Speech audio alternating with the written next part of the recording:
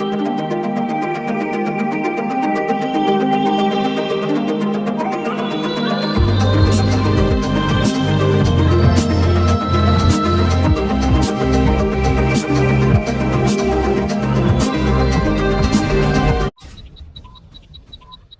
Channel में सभी श्रोताओं का स्वागत करता हूं। आज के अंक में प्रस्तुत है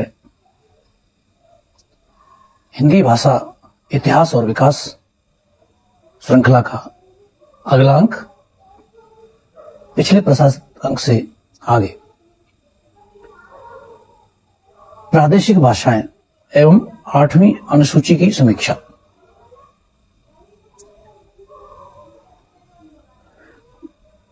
अनुच्छेद 345 और 346 से स्पष्ट है कि भाषा के संबंध में राज्य सरकारों को पूरी छूट दी गई।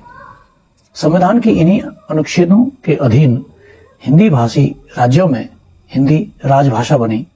हिंदी इस समय 9 राज्यों उत्तर प्रदेश, उत्तराखंड, मध्य प्रदेश, छत्तीसगढ़, बिहार, झारखंड, राजस्थान, हरियाणा और हिमाचल प्रदेश तथा एक केंद्र शासित प्रदेश दिल्ली की राजभाषा है।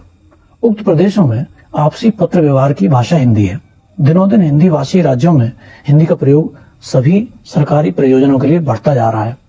इनके अतिरिक्त और हिंदी भाषी राज्यों में महाराष्ट्र, गुजरात व पंजाब की एवं केंद्र शासित प्रदेशों में चंडीगढ़ और अंडमान निकोबार की सरकारों ने हिंदी को द्वितीय राजभाषा घोषित कर रखा है तथा हिंदी भाषी राज्यों से पत्र व्यवहार के लिए हिंदी को स्वीकार कर लिया है। अनुच्छेद 347 के अनुसार यदि किसी राज्य का पर्याप्त अनुपात चाहता है कि उसके द्वारा बोली जाने वाली भाषा राज्य द्वारा अभिज्ञात की जाए तो राष्ट्रपति उस भाषा को सरकारी अभिज्ञा दे सकता है। समय समय पर राष्ट्रपति ऐसी अभिज्ञा देते रहे हैं जो 8वीं अनुसूची में स्थान पाते रहे हैं, जैसे 1967 में सिंधी, 1952 में कोंकणी, मणिपुरी व नेपाली एवं 2003 में बोडो, डोगरी, मैथिली और संथाली। यही कारण है कि संविधान लागू होने के समय जहां 14 प्रादेशिक भाषाओं को मान्यता प्राप्त थी, वहीं अब यह संख्या बढ़कर 22 हो गई। अनुच्छेद 348 और 349 से स्पष्ट हो जाता है कि न्याय व कानून की भाषा उन राज्यों में भी जहां हिंदी की राजभाषा मान लिया गया है, अंग्रेजी ही है। नियम, अधिनियम, विनियम तथा विधि का प्राधिकृत पाठ अंग्रेजी में होने के कारण सारे नियम अंग्रेजी में ही बनाए जाते हैं। बाद में उनका अनुवाद मात्र कर दिया जाता है। इस प्रकार न्याय व कानून के क्षेत्र में हिंदी का समुचित प्रयोग हिंदी राज्यों में भी अभी तक नहीं हो सका है। अनुच्छेद 350 भले ही संवैधानिक स्थिति के अनुसार व्यक्ति को अपनी व्यथा के निवारण हेतु किसी भी भाषा में अभ्यावेदन करने का अधिकार हकदार माना गया है, लेकिन व्यावहारिक स्थिति यही है कि आज भी अंग्रेजी में अभ्यावेदन करने पर ही अधिकारी तवज्जो देते हैं। नौकरशाही अंग्रेजी में काम करने की अभ्यस्त हैं, सो अंग्रेजी में ही काम करना ज्यादा पसंद करती है। अनुच्छेद 351 जो कि हिंदी के विकास के लिए निर्देश देता है, इसके अनुसार राजभाषा विषयक उपबंध में सर्वाधिक महत्वपूर्ण है, क्योंकि इसमें हिंदी के भावी स्वरूप के विकास की परिकल्पना सन्निहित है। हिंदी को विकसित करने की दिशाओं का इसमें संकेत है। इस अनुच्छेद के अनुसार संघ सरकार का यह कर्तव्य है कि वह हिंदी भाषा के विकास और प्रसार के लिए समुचित प्रयास करे, ताकि भारत में राजभाषा हिंदी के ऐसे स्वरूप का विकास हो जो समूचे प्रदेश में प्रयुक्त हो सके और जो भारत की मिलीजुली संस्कृति की अभिव्यक्ति की वाहिका बन सके। इसके लिए संविधान में इस बात का भी निर्देश दिया गया है कि हिंदी में हिंदुस्तानी और मान्यता प्राप्त अन्य भारतीय भाषाओं की शब्दावली और शैली को भी अपनाया जाए और मुख्यतः संस्कृत और गौणतः अन्य भाषाओं के शब्द ग्रहण कर उसके शब्द भंडार को समृद्ध किया जाए। संविधान के निर्माताओं की यह प्रबल इच्छा थी कि हिंदी भारत में ऐसी सर्वमान्य भाषा के स्वरूप को ग्रहण करे जो सब प्रांतों के निवासियों को स्वीकार्य हो। संविधान के निर्माताओं को यह आशा थी कि हिंदी अपने स्वाभाविक विकास में भारत की अन्य भाषाओं से वरिष्ठ संपर्क स्थापित करेगी और हिंदी एवं अन्य भारतीय भाषाओं के बीच में साहित्य का आदान प्रदान भी होगा। संविधान के निर्माताओं ने उचित ढंग से यह आशा की थी कि राजभाषा हिंदी अपने भावी रूप का विकास करने में अन्य भारतीय भाषाओं को सहारा लेगी। यह इसलिए था कि राजभाषा हिंदी को सबके लिए सुलभ और ग्राह्य रूप धारण करना है। 1950 ईस्वी के बाद हिंदी की संवैधानिक प्रगति।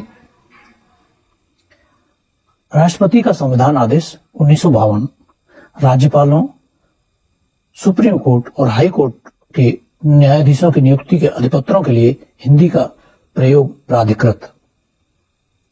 राष्ट्रपति का संविधान आदेश 1955 कुछ प्रयोजनों के लिए अंग्रेजी के साथ साथ हिंदी का प्रयोग निर्धारित, जैसे जनता के साथ पत्र व्यवहार में, प्रशासनिक रिपोर्ट, सरकारी पत्रिकाओं व संसदीय रिपोर्ट में, संकल्पों व विधायी नियमों में, हिंदी को राजभाषा मान चुके राज्यों के साथ पत्र व्यवहार में, संधि पत्र और करार में, राजनयिक व अंतर्राष्ट्रीय संगठनों में भारतीय प्रतिनिधियों के नाम जारी किए जाने वाले पत्रों में।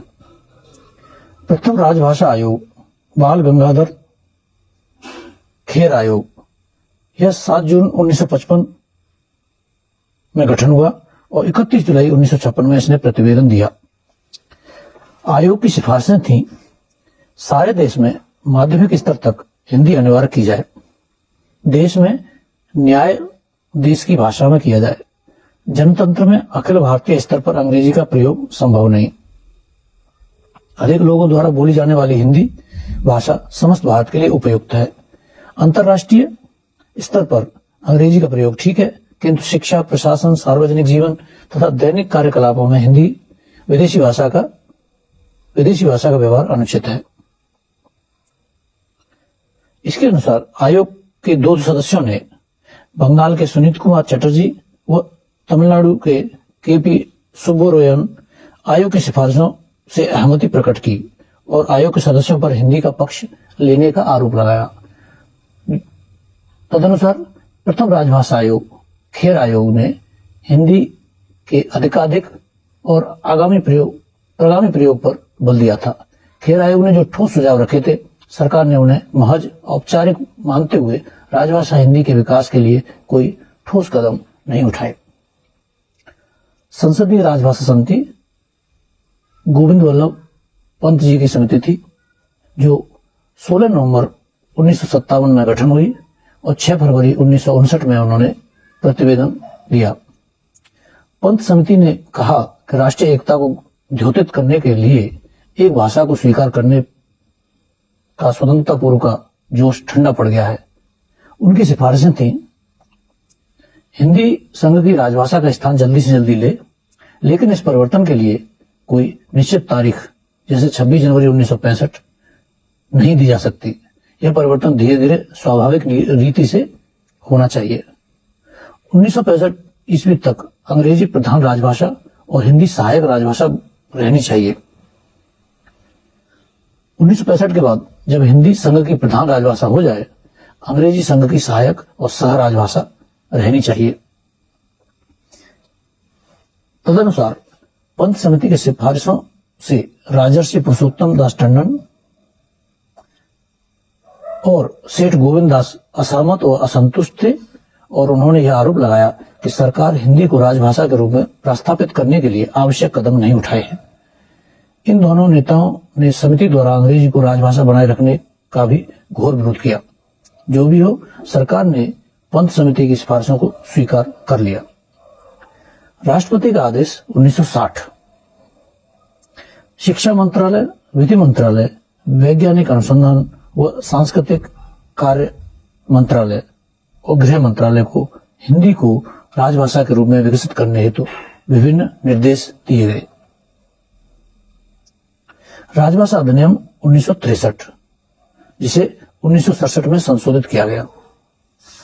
संविधान के अनुसार 15 वर्ष के बाद अर्थात 1965 से सारा कामकाज हिंदी में शुरू होना था, परंतु सरकार की ढुलमुल नीति के कारण यह संभव नहीं हो सका। अहिंदी क्षेत्रों में विशेषतः बंगाल और तमिलनाडु में हिंदी का घोर विरोध हुआ। इसकी प्रतिक्रिया हिंदी क्षेत्र में हुई। जनसंघ की स्थापना 1951 में संस्थापक श्यामा प्रसाद मुखर्जी द्वारा की गई और प्रजा सोशलिस्ट पार्टी पीएसपी की स्थापना 1952 में संस्थापक लोहिया जी द्वारा की गई। इन्होंने हिंदी का घोर समर्थन किया। हिंदी के कट्टरपंथी समर्थकों ने भाषाई उन्माद को उभारा, जिसके कारण हिंदी की प्रगति के बदले हिंदी को हानि पहुंची। इस भाषाई कोलाहल के बीच प्रधानमंत्री जवाहरलाल नेहरू ने आश्वासन दिया था कि हिंदी को एकमात्र राजभाषा स्वीकार करने से पहले अहिंदी क्षेत्रों की सहमति प्राप्त की जाएगी और तब तक अंग्रेजी को नहीं हटाया जाएगा। राजभाषा विधेयक को गृह मंत्री लाल बहादुर शास्त्री ने प्रस्तुत किया। राजभाषा विधेयक का उद्देश्य जहां राजकीय प्रयोजनों के लिए 15 वर्ष यानी 1965 से हिंदी का प्रयोग आरंभ होना चाहिए था, वहां व्यवस्था को पूर्ण रूप से लागू न करके उस अवधि के लिए भी संघ के सभी सरकारी प्रयोजनों के लिए अंग्रेजी का प्रयोग बनाए रखना। राजभाषा अधिनियम के प्रावधान।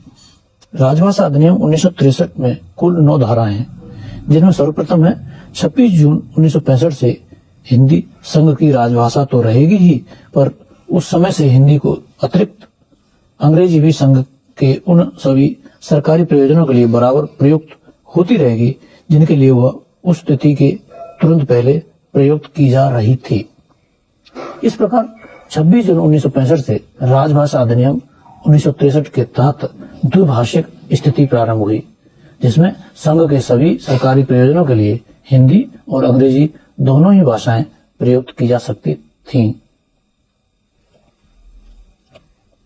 मित्रों, इससे अगले अंक में प्रस्तुत किया जाएगा शेष।